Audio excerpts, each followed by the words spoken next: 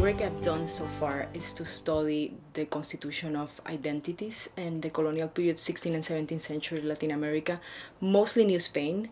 And I focused on the works of Sor Juana Ines de la Cruz, she's a nun from the New Spain, who was very interested in the acquisition of knowledge in a time in which women were not allowed in the university. So part of what I'm doing in my first book is precisely working the relationship with literature and knowledge, and how literature becomes an alternative space in which knowledge can be explored for people who are excluded from official institutions of knowledge. In the case of Sor Juana, being a woman, being a colonial subject, being in the New Spain, and so she writes all these dramatic pieces and poems in which the characters are called intellect, reason, prophecy, conjecture, and they're like having arguments about knowledge.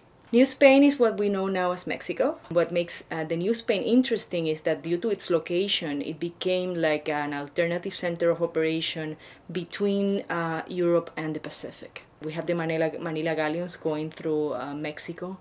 They enter through one side of the country and cross by foot, and then they continue the trip on the other side. And that's the way they sort of communicated the Pacific and Europe at that particular time. So it became a cultural center as well. And so that Sor Juana, in a certain way, is developing as an intellectual in a place that is another Spain. No? So there's this idea of being the same but not being the same. So there's this idea of like trying to become the best colonial subject that you can be, which is trying to be the same as an imperial subject. No? But then she has all these questions about how knowledge is acquired, how you get to sort of master European discourses when your experience is informed by other, Creole, indigenous, colonial experiences and discourses. My second book on colonial literature, though, sort of like expands the question and tries to see if there is an internal structure in the way the discourse, the colonial discourse is produced, that we could allow us to say there is a colonial Latin American discourse. And then instead of focusing on one author, I work with more than one author, and the idea is to see if they share common strategies in the way they write, in the way they pose questions about identity, in the concerns that they present in their work, in their writings, in a way that will allow me to say, there is a common thread that allows us to talk about Latin America in the colonial period before the formation of nation states. My second area of research it's on contemporary Caribbean literature, mostly focusing on Caribbean migration and cultural representation. And the Caribbean research that I have done, migration seems to be my center of operations. I usually work with diasporic subjects, people that are displaced from their original cultures, or even when they stay, they feel that there is a displacement produced by migration.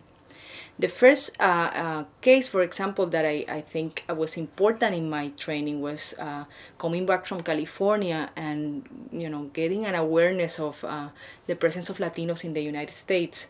When I went back to Puerto Rico to teach, I thought, I'm going back to Puerto Rico, we're not going to have the same kind of experience. And then I go back and we have a huge Cuban community and a huge Dominican community. So we had internal migration that was taking place, and that in a certain way did not allow us to say, Puerto Ricans can be defined, their identity can be defined without having any contacts with these other populations that have been in the island since the 1960s. Their sense of identity keeps changing. Racial definitions keep changing because each one of these countries, France, Martinique, the United States, have different notions of how we define race. And so the process of racialization, it continues, which is redefining how you are described racially depending on the context in which you are. And some of these definitions are not the ones that you're used to use for yourself. Sexuality gets redefined.